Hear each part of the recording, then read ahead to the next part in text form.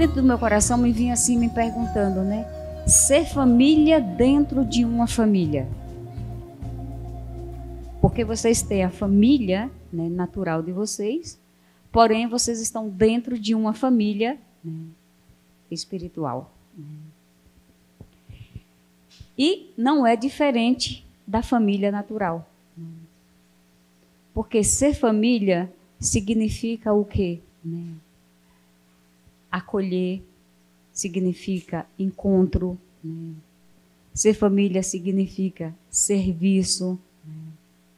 Porque quando vocês, né, se encontraram, né, e aí eu lembro muito, quando eu falo disso, eu lembro muito, não está aqui nem o Ítalo nem a Raquel, né?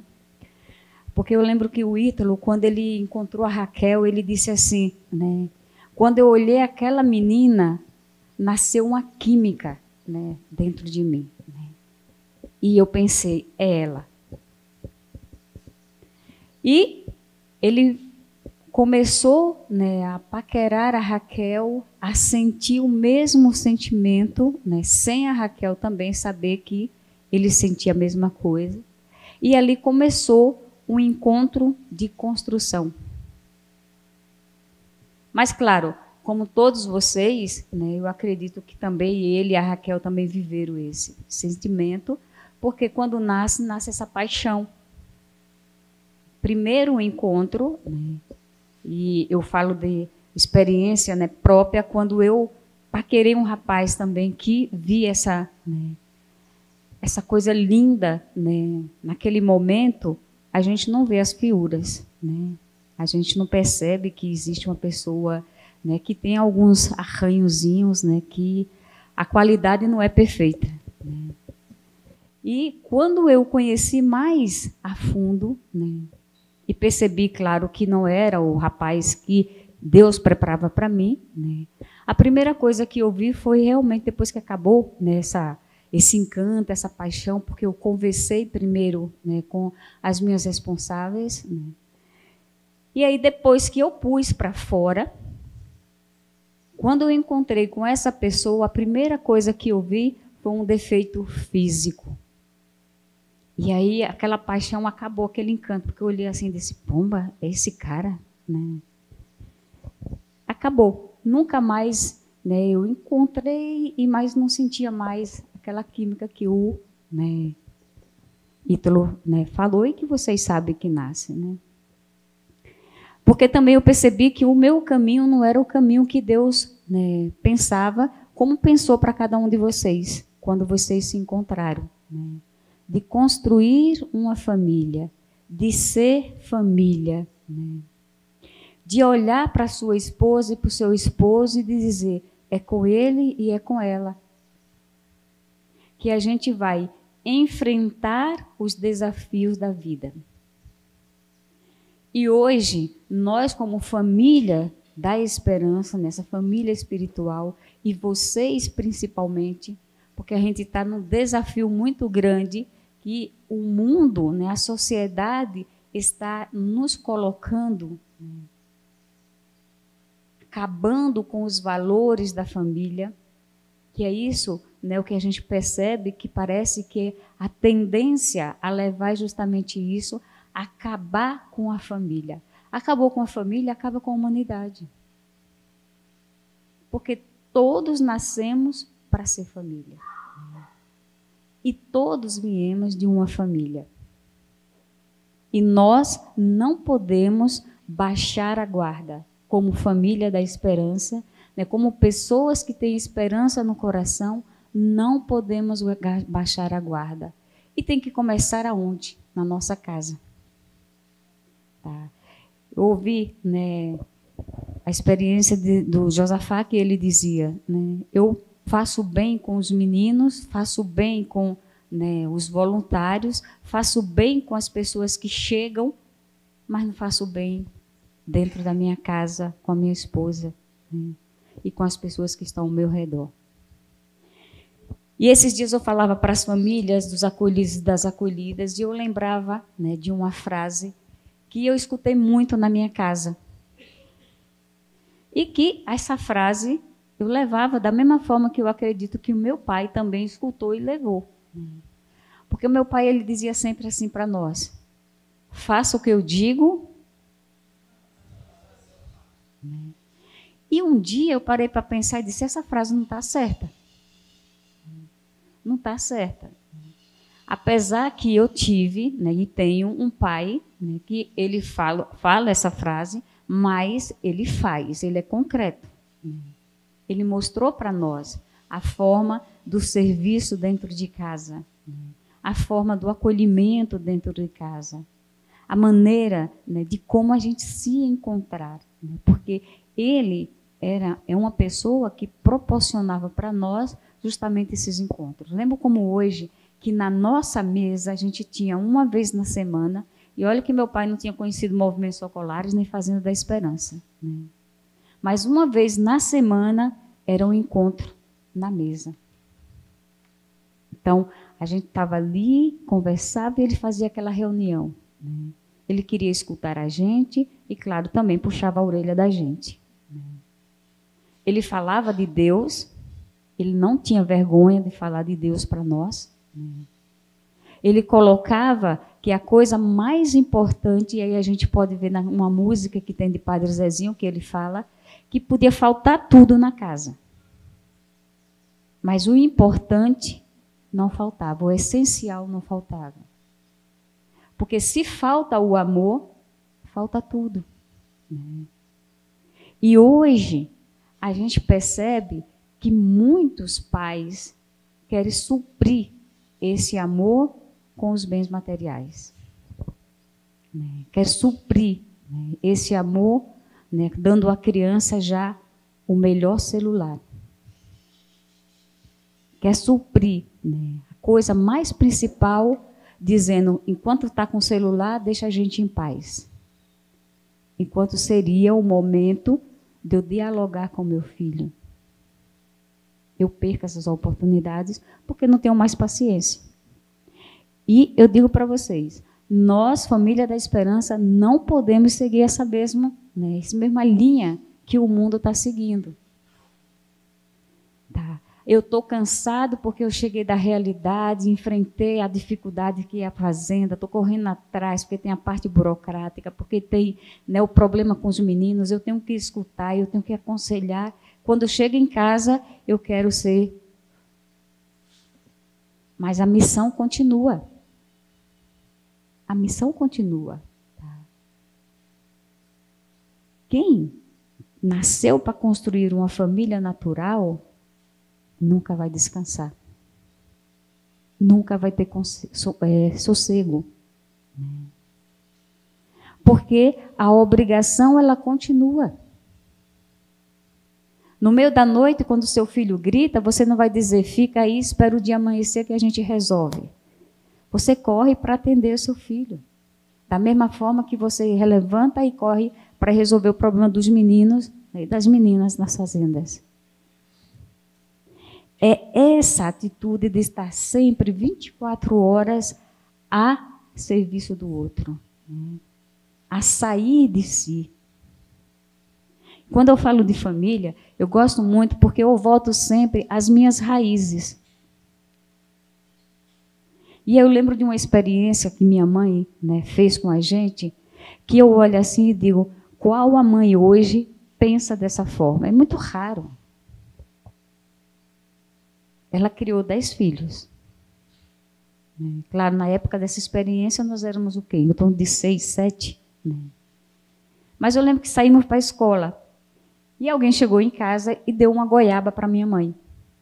Uma goiaba daquelas grandes, né? E deu para minha mãe. A atitude da minha mãe faz com que eu viva isso, essa imagem, até hoje na minha vida. Porque foi o exemplo dela, entende? O exemplo realmente arrasta.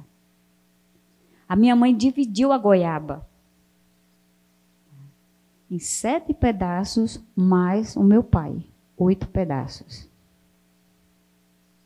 E quando a gente ia chegando da escola, ela ia dando o pedaço da goiaba. Essa atitude, né, de liberdade, de amor, de preocupação com o outro, marca a vida de um filho, porque marcou a minha vida. A minha mãe não foi egoísta.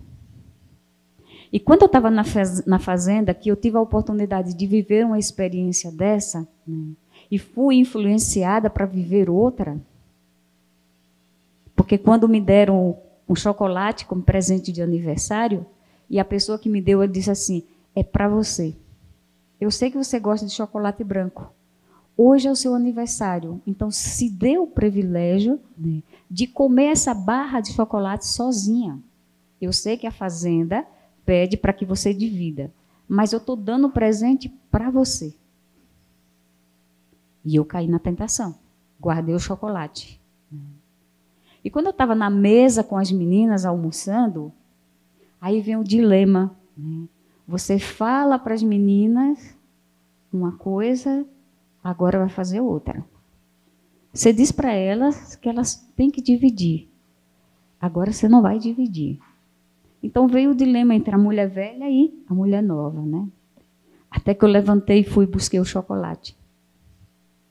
E eu vi, né, como esse sair de você, esse dar, né, para o outro, você recebe. Porque quando eu dividi o chocolate, eu fiquei sem. Eram 18 meninas. Então eu dividi, o pedaço era pequeno, não foi grande, né? E eram meninas que tinham acabado de chegar. Quando elas perceberam que eu fiquei sem o chocolate, uma teve a atitude de dividir o pequeno pedaço dela, né, para mim. E aquela atitude dela dividir foi contagiando as outras. E todas dividiram. No final, quem ficou com o maior pedaço? Eu. Entendo. Mas o que me fez fazer com que eu levantasse da mesa e fosse, né, buscar aquilo que era meu, a palavra. Tá? A palavra que um dia meu pai e minha mãe, também na nossa casa, ensinavam. Faça o que eu digo, mas não faça o que eu faço. Né? Mas meu pai fazia. Né? Ele mostrava para nós. Quando ele dizia, hoje é domingo, é o dia do Senhor. E vamos à missa. E todo mundo ia na missa com eles. Né? Claro, a gente não tinha na carro, né? A gente não morava no centro da cidade, a gente morava um pouco fora. Né? Meu pai e minha mãe saíam todo domingo, né, com a gente. Ensinava a gente a dar mão um para o outro, né? Então a galinha com seus pintinhos, e todo mundo ia para a missa. A gente chegava na igreja, né, meu pai não dizia, fique aí que nós vamos participar da missa. Ele dizia, viemos para participar da missa, então todos vão participar da missa, sentados aqui. Tá. E era a gente ali, junto com eles. A gente não entendia muita coisa, criança quer brincar, né, mas eles os dois ali. Tá. Quem dá a direção de bons exemplos, tá, não é o professor e a professora que está na escola, é o pai e a mãe. A gente leva para a escola e a gente vai aprender dos professores, mas os primeiros professores são os pais. Então não adianta eu chegar para os meninos e para as meninas e dizer para elas que elas têm que ir na missa, que elas têm que rezar o terço. E aí a gente precisa fazer um exame de consciência. Na minha casa, eu faço aquilo que eu disse para eles e para elas fazerem?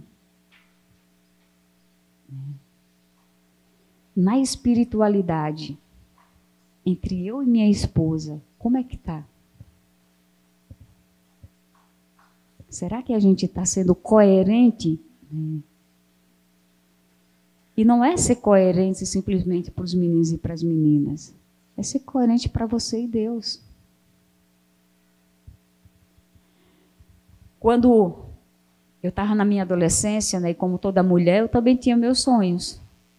Eu queria casar. Eu buscava, né, a pessoa que eu queria construir um relacionamento bom. Eu dizia, eu quero casar, quero ter 4 filhos. Tinha os meus sonhos. A minha casa, né, eu pensava, a minha casa era até rosa. Né? Não era uma casona, né, mas era uma casa. Um marido com harmonia, a coisa mais linda. Né? Sonho assim de... Né, a gente ia se dar muito bem, a gente ia se dividir muito, né, ia, né, dialogar muito. Só que eu não encontrava esse homem. Eu buscava e não encontrava. Né? Eu tive até ajuda, porque vocês lembram que antes tinha ali no Silvio Santos, tinha aquele Namoro na TV. Né? Eu tinha a sogra de minha irmã, né? Ela queria arrumar um namorado para mim. E um dia ela me apresentou uma pessoa daqui de São Paulo, que é primo dela, que morava aqui, e tinha bens lá em Lagarto, e ela disse, ele vai chegar e vocês vão se encontrar. E marcou o encontro. Mas tem uma coisa dentro de mim, né? Claro, eu sei que foi o exemplo dos meus pais, mas foi uma decisão minha. Fui eu que decidi. Né? Porque eu não queria qualquer namoro. Eu não queria qualquer pessoa. Né? E dentro do meu coração eu dizia, no dia que eu casar, é para sempre. Porque se uma coisa que eu quero ser, é fiel. Fiel ao meu compromisso. E eu quero ser, porque eu tinha um exemplo bonito de papai e mamãe, né, dentro de casa. Né? Não era que somos perfeitos, né? Mas uma coisa que eles mostravam para a gente era justamente esse, que a coisa mais importante era o amor. Né? A gente não tinha muita coisa dentro de casa. Né? A gente não tinha os melhores pratos. Né? Mas a gente nunca passou fome, a gente nunca passou necessidade. A gente nunca deixou de estudar porque não tinha o material. Porque eles se esforçavam para dar o melhor para nós. E eu via essa luta, né, constante deles. Os meus pais davam o exemplo, né, não de estar lá à nossa frente, os dois se beijando, se agarrando, né, mas demonstrava o amor que tinha entre eles. E dentro do meu coração eu tinha isso. Eu não quero fazer como as minhas colegas fazem. Nossa cidade, né, era pequena, né, lá em Lagarto, e tinha o Silvio Romero, que eu estudava. Daí depois terminava as aulas, a gente ia, passava na frente da igreja, a pracinha, a gente ia para outra praça que tinha seu menino, que tinha pipoca, né, tinha uma padaria que todo mundo ia. E ali era o encontro, né, da juventude. E eu olhava assim e dizia, eu não quero fazer o que essas minhas amigas estão fazendo. Porque eu não sou museu para todo mundo estar admirando. Né? O meu corpo é meu. É um templo que eu tenho dentro de mim. Né? Jesus está aqui dentro de mim. E eu não quero fazer porque todo mundo faz. Né? E as minhas colegas me chamavam de boba, né? Me chamavam, né, de calocha da igreja. Né?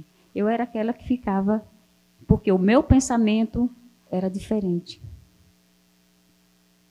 Depois eu fui vendo, engravidavam rápido, cedo, não casavam, né? E eu dizia, não quero essa vida para mim.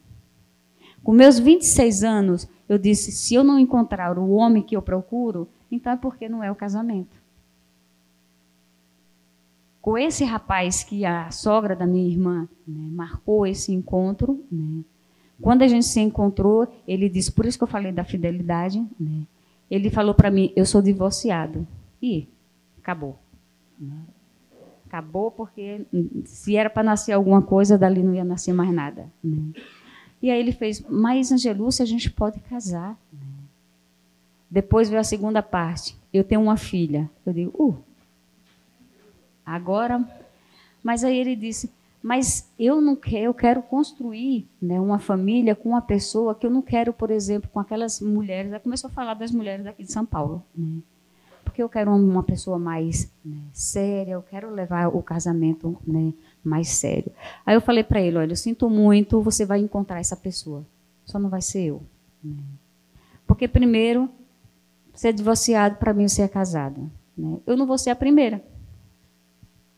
Egoísmo, né? Eu não vou ser a primeira. Né? Depois, você tem uma filha, que vai ser o fruto do seu casamento entre nós. Então, eu não quero. Mas eu já tinha esse pensamento porque Deus tinha um outro plano para a minha vida. Foi quando eu entendi, né, que me chamou para a Fazenda da Esperança, mas não tinha compreendido o que era a consagração, mas eu tinha entendido que não era o casamento. Né? Com o decorrer da vida da família, da fazenda, né, eu fui entendendo. Deus me chama para ser família, mas não ser família natural com um homem, né, mas uma família espiritual. Eu estou contando isso para vocês para dizer que o compromisso é o mesmo. A fidelidade é a mesma. Eu queria um homem perfeito. Esse homem perfeito é só Deus, que aqui na terra não ia encontrar. Mas eu sabia que se fosse o casamento, para estar entre eu e ele, com os defeitos que ele ia ter e que eu tenho, era para sempre. Do mesmo jeito que hoje a gente vê meu pai e minha mãe com 63 anos de casados. Criaram 10 filhos, com todas as dificuldades. Nunca vi, e aí eu queria dizer para vocês, como o encontro verdadeiro realmente faz com que o homem e a mulher se tornem uma coisa só. Porque vocês chegam, né, agora eu vejo entre eles, e eu não vejo Leninha e Alfredo. Tá? Eu vejo uma coisa só. É uma alegria, eu tive agora em casa, né? E a gente saiu para ir para a missa. Mas foi uma alegria de eu olhar e ver os dois velhinhos lá saindo de mãozinha dadas, os dois juntinhos assim, tá? É um e o outro. Tá? De ver que os dois conversam. De ver que aquilo que eles ensinaram há anos atrás para nós, eles continuam em prática. Porque meu pai e minha mãe não vai dormir sem rezar o terço. E isso seja 11 horas, meia-noite. A gente está lá rezando o terço. Né? E é bonito de ver a intenção do terço que eles colocam. Tá? Eles rezam por cada um dos filhos, pelos netos, e dá o exemplo. Entende? Os meus sobrinhos, até hoje, que para o mundo isso parece que não é mais importante. Mas cada um chega em nós, né? 60 anos eu chego em casa, benção papai, benção mamãe. Para mim o valor da benção do pai e da mãe. E os sobrinhos é a mesma coisa. Eu tenho uma sobrinha que ela mora perto de nós, então ela toda hora chega em casa. Mas toda hora que ela chega é benção. Eu falei, nossa, é benção demais. Né? Ela vai, se ela entra 3 vezes dentro de casa, ela vê a gente 3 vezes, mas 3 vezes dá benção. Eu pensei, eu não posso cortar isso dela. Tomara que ela continue sendo e passe também isso para as outras gerações. Né? Porque é o valor da gente receber a bênção. Então, de dizer que a família é o porto seguro. Nós não podemos deixar com que o veneno do egoísmo entre nos lares. Porque se a gente deixa, a gente vai destruir a família. E é triste a gente ver pessoas hoje que não querem mais assumir esse compromisso. Não querem mais se aturar. Né? E aí se faz contrato. Se der certo, a gente fica. Se não der, cada um vai para o seu lado. E nós, membros da Família da Esperança, temos que dar esse testemunho para o mundo, que não é verdade. Que existe pessoas que se amam verdadeiramente. Que a paixão ela acaba, mas que o amor permanece. Que a união entre um homem e uma mulher não é simplesmente só o sexo, só a carne. Porque se for só isso, acaba. É muito mais além. E que nós temos esse dever. E aí fica na consciência de cada um. Da gente se perguntar, como que eu estou sendo família? Dentro da minha família. Quais são os momentos que eu proporciono para minha família? Momentos de escuta, momentos de diálogo. sem dar desculpa que eu não tenho tempo. Porque o tempo somos nós que fazemos. Quais são os desejos que a minha família tem como família? Não só o meu desejo, né?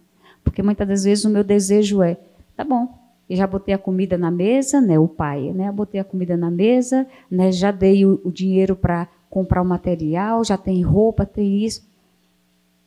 Além.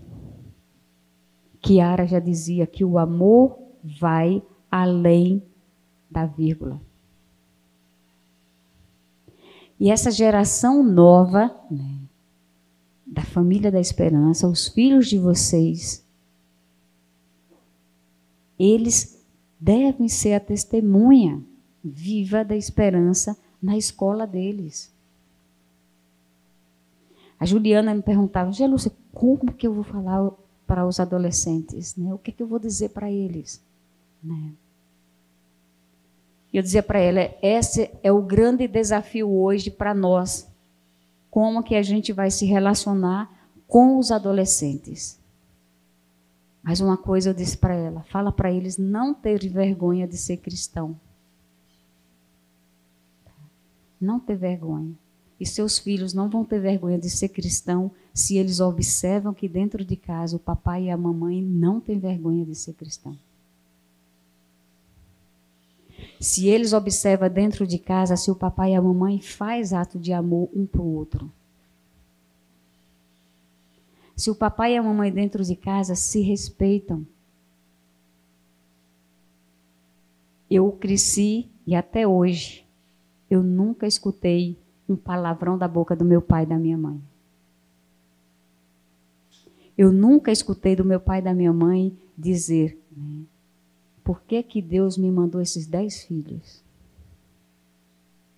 Mas eu escuto da boca deles que nós somos a bênção da vida deles.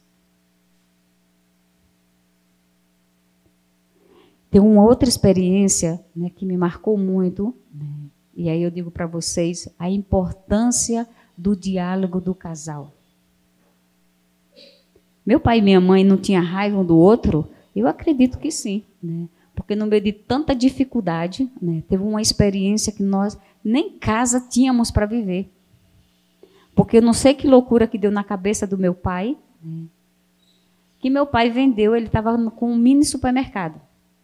Ele vendeu, perdeu todos esses bens, simplesmente porque na cabeça dele, agora o sonho dele, ele tinha que ter uma sabões. Era para fazer sabão.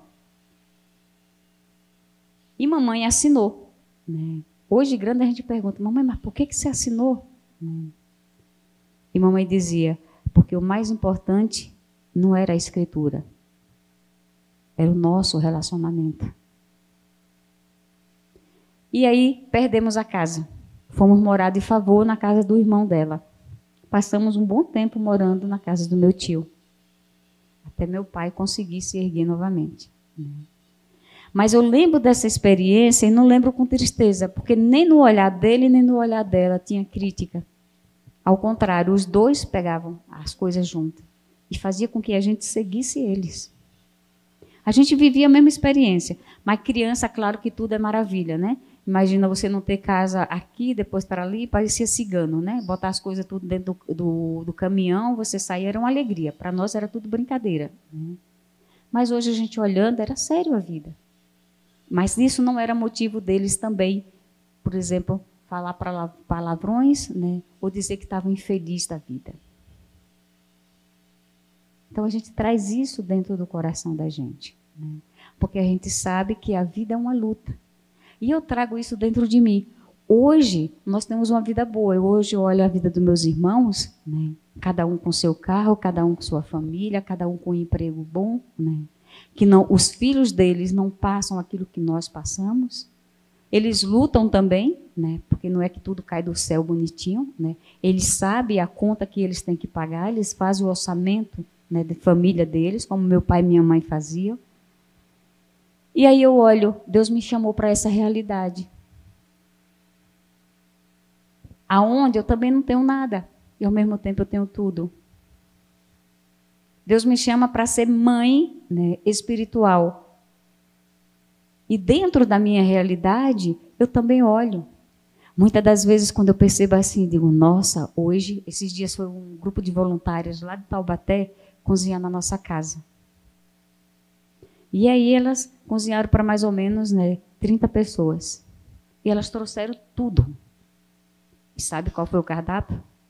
Salmão. Né? Eu olhava assim e dizia, poxa, né? Que carinho de Deus. Né? Mas eu, Angelúcia, será que eu tinha condições de comer salmão? Né? Mas de lembrar também de onde eu vim. E não dizer que agora, porque eu faço parte de uma comunidade, a comunidade pode me dar tudo. Né? É também de eu observar. Quando Deus tem esse carinho, obrigada a Deus. Né? Comer salmão. Né? Quando o salmão não entra na nossa mesa, obrigada a Deus, porque tem o arroz, o feijão, o ovo, tem a carne. Né? E de agradecer. Né? Isso também eu aprendi deles. De nunca começar uma refeição sem agradecer a Deus. Pelo pouco que a gente tem, mas que é pelo suor, né, do trabalho. Pela dignidade, né, do homem. Essa eu vejo que é a missão da família. Transmitir o amor verdadeiro para os seus filhos. Para as pessoas que estão ao seu lado. Né? As pessoas vão se contagiando quando o testemunho ele é verdadeiro. Quando o testemunho realmente é puro, ele não é falso. Quando eu digo e eu faço. Quando eu digo, mas eu já experimentei. Né? Se eu peço para você fazer, é porque eu já fiz. Eu não vou pedir para você fazer algo que eu não faço. Né? Então, a gente não pode ser famílias, né, que dê outro testemunho a não ser o testemunho do amor. E esse é o desafio do mundo de hoje. Tá? Esse é o desafio. A coisa mais linda que tem, né? Porque se Deus não tivesse pensado no homem e na mulher para constituir família, ele tinha deixado o mundo sozinho com Adão. Né? O mundo seria só dos homens, porque já que foi o homem o primeiro, né, seria só dos homens. Né? Mas Deus, né, na sua sabedoria, ele entendeu. O mundo precisa de quê? De família. E família é o quê? Primeiro nasce entre um homem e uma mulher. Então vamos criar essas bases. Né? E não vamos fazer, né, como Adão e Eva, né? Porque às vezes dentro de casa acontecem as coisas. Não, foi a mulher que falou. Né? Não, a mulher disse que era assim. Né? Mas também tem, né, o lado do homem. Então, da gente poder compreender. E eu acredito que entre vocês, né, com a vivência, vocês vão conhecendo um outro. E aqui entra o mistério de, quando está para receber o matrimônio, né, o mistério de um se tornar o outro. Porque não é assim que faz no casamento? Né, que o homem e a mulher é uma coisa só? Esse aqui está o grande mistério do matrimônio, né, do casamento. Do sacramento do casamento. Está o grande segredo. É vocês se tornarem uma carne só. Mas não se tornarem uma carne só para fazer o filho. Mas se tornar uma carne só na vivência. Se tornar uma carne só, aquilo que ela está pensando, eu até já sei. Porque o amor é tão grande que vocês vão se conhecendo. E quero encerrar, eu fiz uma pergunta para meu pai, né, alguns anos atrás. Eu perguntei, papai, você conhece mamãe? Né, mas assim, do dedo do pé à ponta dos cabelos? Eu pensei que a resposta dele ia ser sim. Né? Mas o meu pai, ele respondeu, né? Olha que meu pai não tem faculdade, não. Meu pai nem terminou o primário. Né? Meu pai, ele disse, eu conheço sua mãe cada dia. Porque cada dia eu vou descobrindo uma coisa nova nela. Cada dia, com certeza, ela vai descobrindo uma coisa nova em mim. Então, até a hora da nossa morte, é o momento da gente se conhecer. Tá? E eu vi a sabedoria, né, de um homem simples dar uma resposta tão profunda. Então, trabalho, gente. Mãos à obra para que vocês possam, né, chegar diante de Deus e dizer, olha, eu conheci a minha esposa por completo. Eu conheci o meu esposo por completo. Né? Não conheci só os gostos. Né? Não descobri só nela, né, que quando ela está, né, naquele período lá, ela parece que perde a casa, que a casa treme tudo. Né? Mas, além disso, a mulher que ela é para mim, o homem que ele é para mim. E os frutos disso, os seus filhos vão levar para frente. Então, um pouco disso que eu queria colocar para vocês. Né? Que a gente possa ser família de esperança.